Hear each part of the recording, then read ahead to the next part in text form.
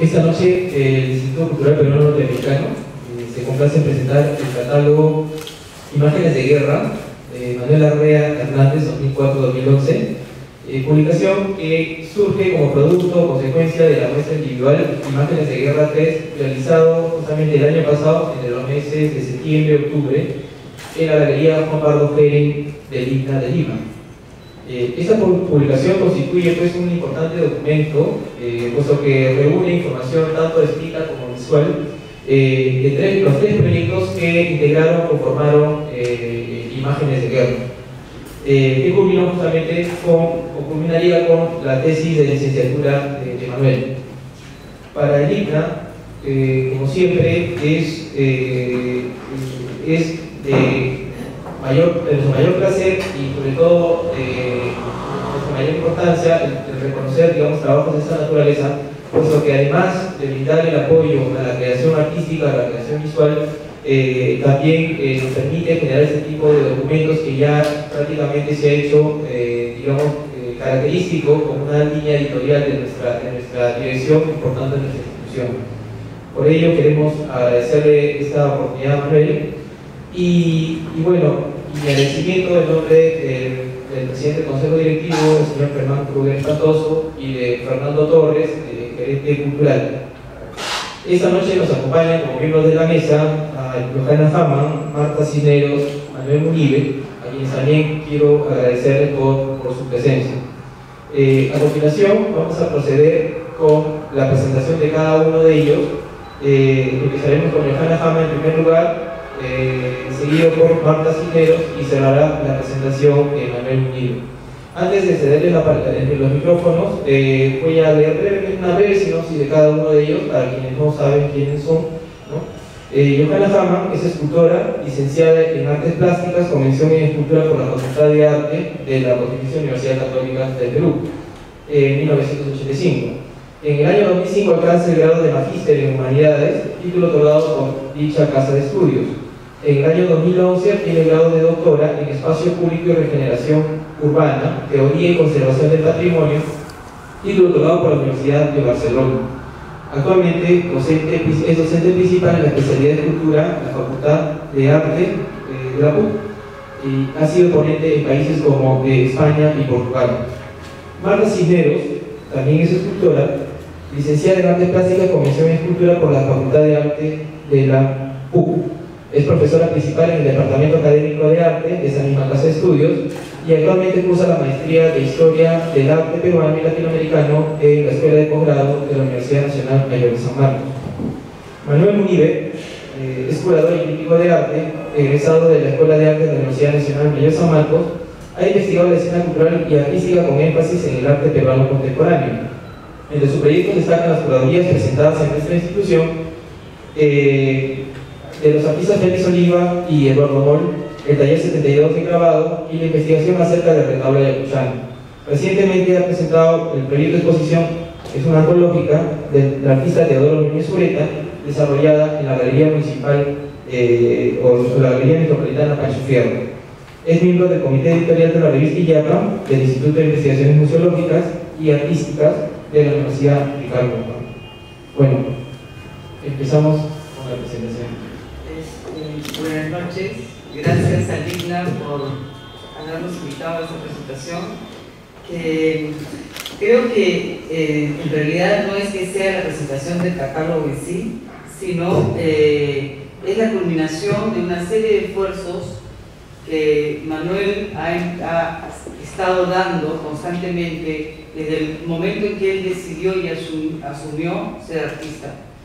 Yo lo conocí a Manuel en el año 91 cuando ingresó a la Facultad de Arte de la Universidad Católica y como todos los alumnos, dispar, difícil, interesante, rebelde, pero yo creo que en realidad se conjugan estos elementos que son los elementos que significan y particularizan al ser artista.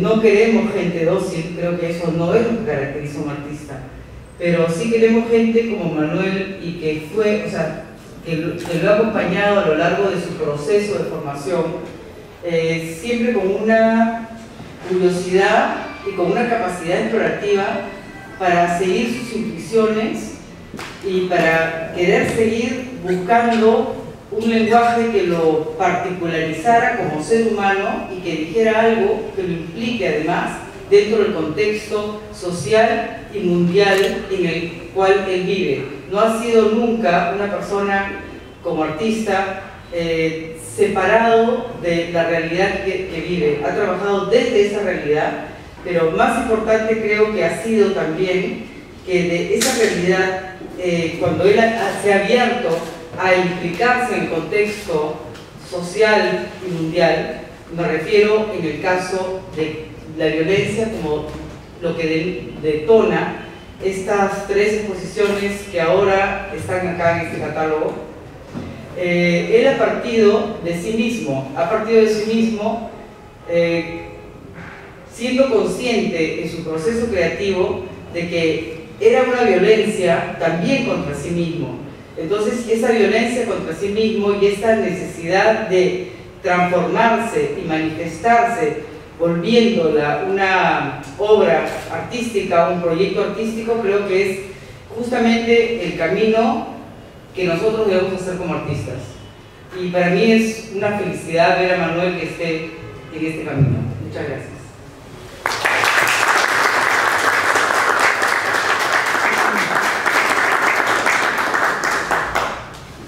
Bueno, yo he preparado un pequeño escrito que lo voy a leer.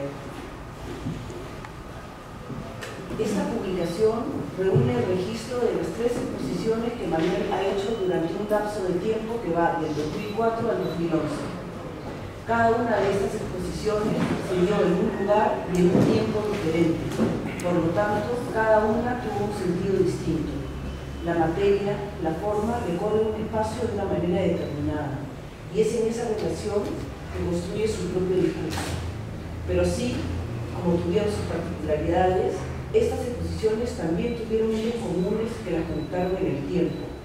El eje común fue el conflicto visto, sentido, razonado e imaginado de las guerras a nivel internacional impulsadas por las grandes potencias económicas, la lucha por el poder político, la ambición de la cultura del consumo y sus consecuencias, la amenaza y la denuncia por la desprotección del medio ambiente, así como el conflicto a nivel nacional, los años de la violencia, la muerte percibida como la constante amenaza en el entorno familiar, el conflicto que va a impactar con toda su violencia en el propio mundo interior, donde se libran las batallas con uno mismo. Los conflictos se encuentran en permanente movimiento, se dan en el tiempo y en el espacio, creando tensiones muchas veces de manera desordenada, sobrepuesta, simultánea, atomizada o atronadora. El conflicto ha sido para Manuel una lucha que desencadena movimiento, una confrontación entre fuerzas opuestas en donde contrapone vida-muerte, armonía-caos, naturaleza-civilización, con un sentido de complementariedad, vinculándoles al tiempo y al espacio a través de la materia. Querer saber, entender, genera movimiento. La curiosidad y la duda, el afán por llegar a revelar el misterio, es sinónimo de vida. Es la contradicción de querer descubrir el enigma y al mismo tiempo el temor de que una vez revelado el secreto, la inmovilidad se apodere de nosotros como sinónimo de muerte. Es así como el conflicto funciona como detonante del proceso creativo, que al transitarlo se vinculan sentimientos, fantasías, razonamientos, recuerdos, intuiciones, con el fin de crear metáforas y materializar un pensamiento visual que tiene un sentido al estar estrechamente relacionado con el ser humano y la cultura, con la naturaleza y la vida. Manuel ha hecho en esta publicación un ejercicio de memoria. Memoria porque en este catálogo Manuel reúne las 3 muestras que realizó bajo el título de Imágenes de Guerra en un único tiempo y en un solo espacio, y las organiza reinterpretándolas, volviendo a imaginarlas, esta vez a través del registro bidimensional de la fotografía, el registro de lo que aconteció en el pasado, registro que siempre va a tener un solo punto de vista con una luz detenida en el tiempo.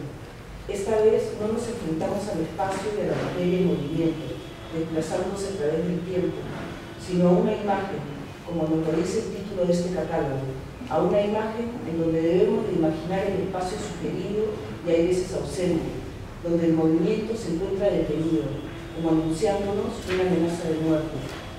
Hay además en este catálogo una pequeña imagen de una intervención que Manuel hiciera en el año 2008 en las instalaciones del Museo de Arte Contemporáneo, donde participó del proyecto La construcción del lugar común, bajo la curaduría del recordado Miguel Segarra y Jorge Villacorta. Ese trabajo tuvo como título Escultura Sonora 1.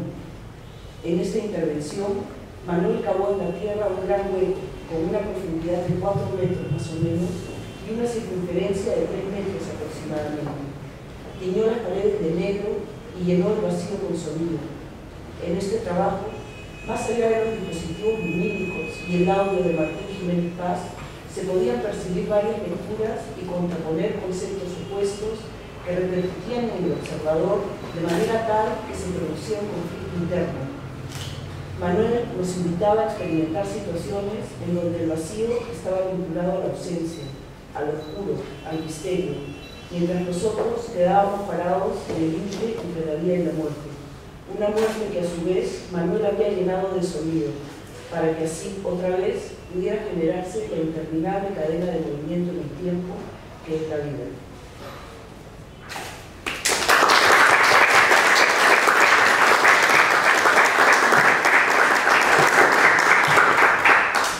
Buenas noches, Manuel, felicitaciones por el catálogo. Publicar un catálogo de la obra propia es una cosa que sucede recientemente. Quienes hemos vivido en los años 80, la publicación de color propio era una cosa un poco inalcanzable, ¿no?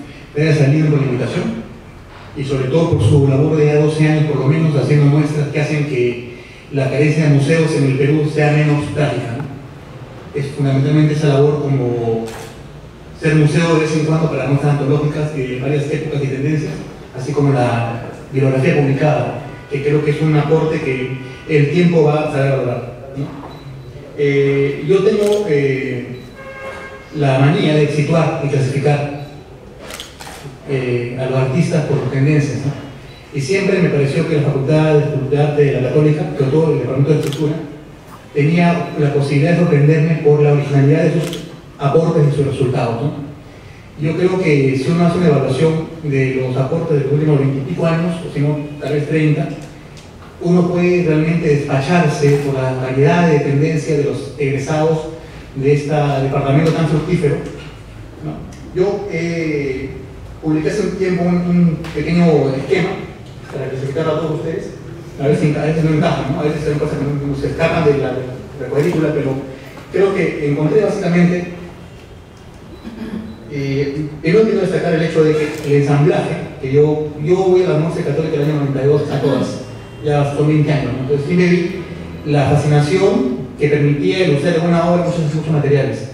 Me parecía bien estimulante ver que alguien usaba fierro, piedra o metal, y entendí que esa era una salida técnica, puesto que ya había quedado atrás el tiempo del trabajo en bronce, que siempre requería de una tecnología y un costo y un espacio monumental para ser ubicado, ¿no?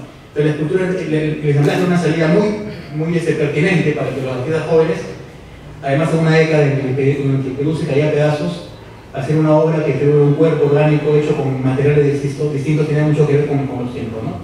Entonces encontré, si uno presenta rápido, hay cosas que se capan, como le digo, eso no es una cosa matemática, 3 conjuntos, ¿no? Una primera línea ancestralista, que era, se siente, esto de hecho presenta un poco citar a Manuel, ¿no? Porque es muy singular su caso, ¿no?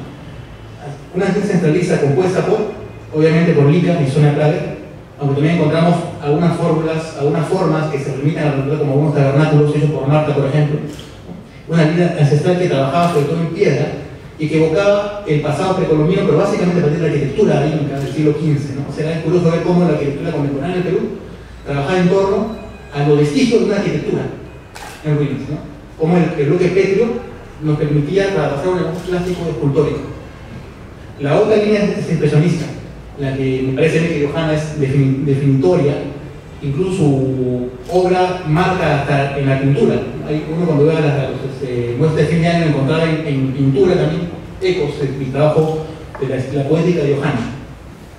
Y por último, que era la beta que me hablaba a mí, por mi edad seguramente, porque yo antes fui joven también, había esta cuestión, ensamblajes que me hacían pensar, y bueno, eso luego se dijo, ¿no?